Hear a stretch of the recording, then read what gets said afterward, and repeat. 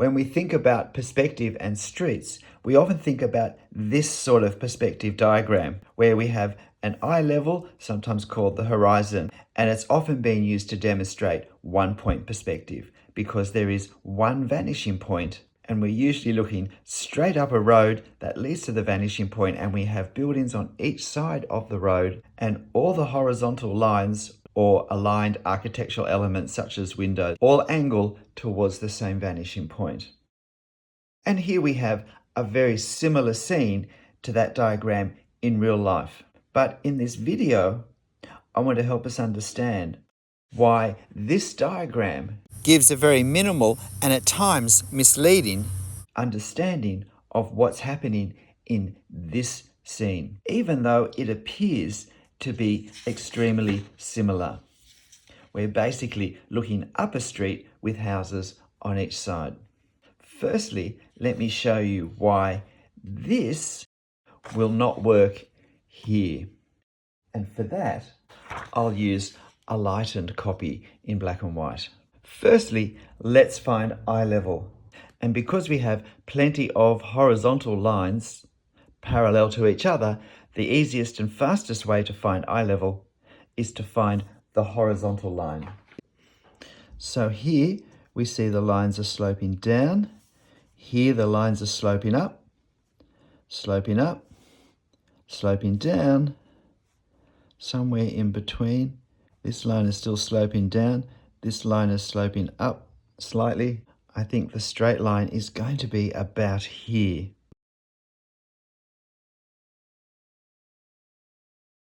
There is only one eye level or one horizon line for any one viewpoint. Notice how it doesn't actually line up with the horizon in inverted commas line, that line where the land and the sky meet, which is why I believe it's misleading to use the word horizon and I prefer eye level. Now, what we get in our diagram is these horizontal lines all meet at one point. Let's have a look.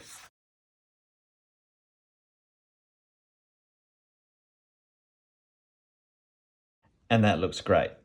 Our horizontal lines meet at a vanishing point on eye level. Let's try some more. And that's great as well. What about lines that aren't windows?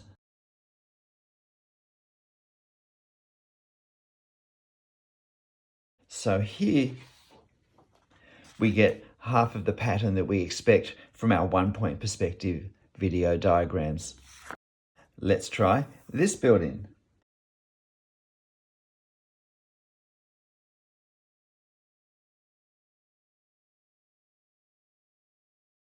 Now, this window produces a vanishing point that is on eye level, but it's nowhere near the earlier vanishing point.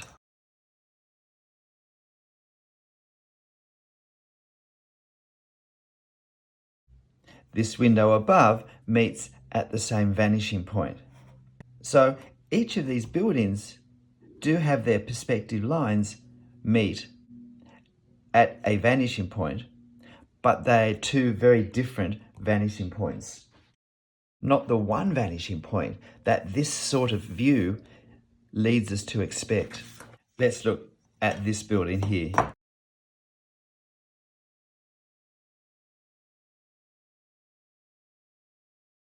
Now, at the top half of the building, the lines tend to wobble a bit. But if I take these two coursework lines lower down, again, they meet on the same eye level, but they give us a different vanishing point. Let's take our buildings further down the street. We'll take this one here.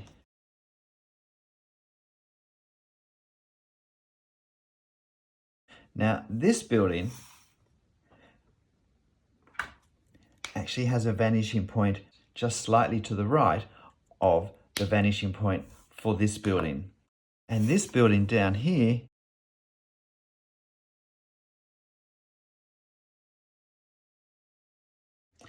also has its own vanishing point. So the 5 different buildings we've looked at each have 5 different vanishing points.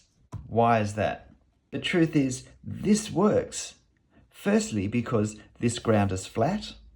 Secondly, this road is the same width all the way along. And thirdly, these buildings align with the road, and therefore they are parallel to each other, the same distance apart, all the way to the end of the street as far as we can see. None of those things are happening here. Firstly, the ground is not even.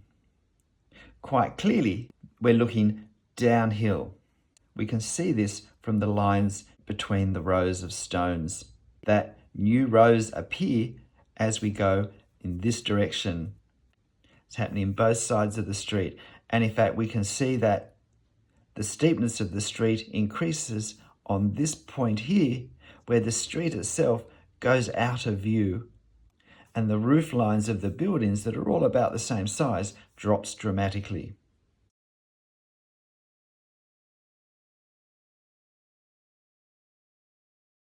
We can see that these lines certainly do not meet on the same eye level as the other lines. Nowhere near the eye level right up here, because they come from a downward sloping plane. What about further up the street, where it's not so steep?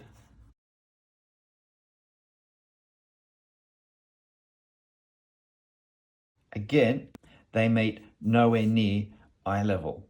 And the problem we have up here is that whereas down here, it looks pretty much as if this part of the street is the same width from here to here. As the street comes towards us, it widens. It's very clear that the number of bricks that are used to pave the street greatly increases after this point as the street widens. And so again, what we don't have is we don't have a street which is the same width all the way along. The width changes. And while in this case the buildings are aligned with the street, because the street isn't an even width, then the house that aligns with that side of the street tilts one direction or the other. And so we can see that the front of this house and the front of this house don't align. In fact, we can see that the front of this house doesn't align with this house, because this house is still on a bend. These two houses here going down the street in this straight stretch, they do line up. This house that had its vanishing point quite close to this house can also be seen to clearly angle slightly towards us more than this house. And this house down here angles far more towards us than any other house that we see. This is a good explanation for what it shows, but the videos that show it often provide a bad explanation for not making clear that this is only true when our ground is flat, when our road is the same width all the way along, which also means, of course, no curves, and where our buildings line up parallel to each other the entire length of the street.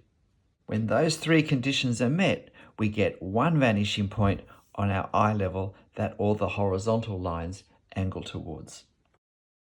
But in life, even when a scene looks like, oh, this will be 1 point perspective, if that leads us to, in our head, be somehow trying to fit it into this pattern, and then when we draw to try and fit our lines into this pattern, we're not going to have a particularly great drawing experience or result, because in fact, this is the pattern that this particular scene fits into, because the ground is not level, the street is not an equal width all the way to the end, and the houses do not align parallel to each other the entire way along.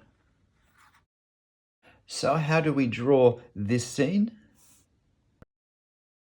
Firstly, I think it's helpful to understand this 1 point perspective diagram. But I think it's even more important to understand the limitations, and therefore to not expect that it's going to fit in a scene which only very superficially and in an oversimplified way matches the one-point perspective diagrams. To realize that this has a complexity far greater. One further thing to point out are these lines, which also don't seem to relate to anything at all. And that's because these lines are downhill slope lines. These lines reflect not the straight base of a building, which these lines do, but these lines represent a downward slope.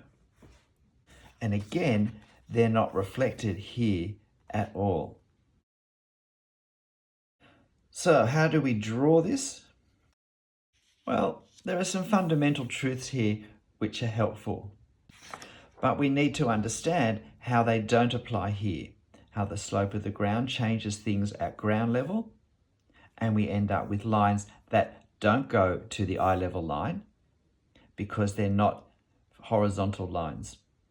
I would always firstly work out where eye level is, because that will be the same regardless of how many vanishing points we have. All of those vanishing points will meet on eye level, but I would treat each building as a totally separate entity. I would work out, just in my mind, where these lines are going to meet, and then particularly for the coursework of the stones, get the fan pattern as these horizontal lines join up, whether it's over here or whether it's over here. Whether it's over here or over here or over here. And while in my experience, understanding this is helpful, of far greater importance if we're drawing from a reference photo or from a scene in front of us, is simply to observe carefully what we can see and then to draw what we see. G'day, I'm Stephen Travers. I hope you found this helpful. In my experience, perspective videos can be more unhelpful than helpful when they don't make clear the limitations of what they're showing and explaining, and when they end up giving such little information that they actually confuse the artist when they go to draw, rather than making things easier to understand. Never underestimate your ability to see clearly what's in front of you and to draw that accurately without any theoretical perspective information. G'day, I'm Stephen Travers. I hope this has been helpful. I hope that for many of you, it's helped you go, aha, that's why I haven't been able to connect the information that I've watched in videos with the things that I'm actually trying to draw. But whatever you draw, however you draw it, whether there's perspective in it or not, whether you're using perspective theory videos or not, or simply drawing it from careful observation, make sure you have fun. I'll see you next time. Bye.